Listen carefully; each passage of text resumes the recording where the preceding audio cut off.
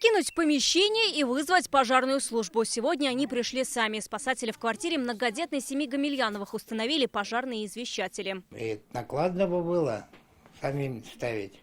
Но это надо, обязательно надо.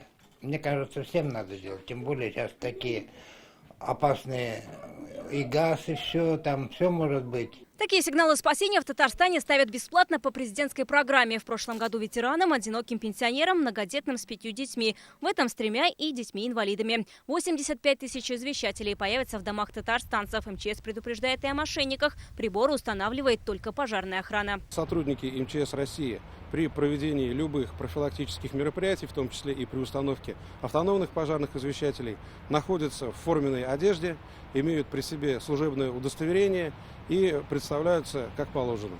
Установка таких извещателей действительно эффективна. О чем говорит статистика МЧС. Так, за 3 года они сработали на пожарах более 30 раз. Благодаря этому сохранить себе жизнь смогли 80 человек. Половина из них – дети.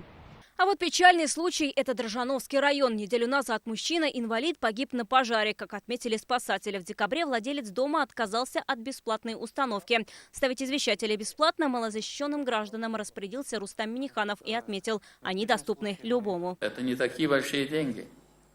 Каждый обязан иметь такое устройство у себя. Устройство работает от батарейки, реагирует на дым и начинает громко сигналить. Прикрепить его можно самостоятельно, а купить в строительных гипермаркетах и магазинах электро- или хозтоваров.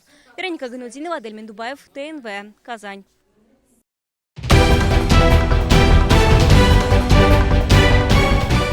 Все новости дня, выпуски программы «Новости Татарстана», программы и фильмы на сайте tnv.ru и на YouTube-канале ТНВ.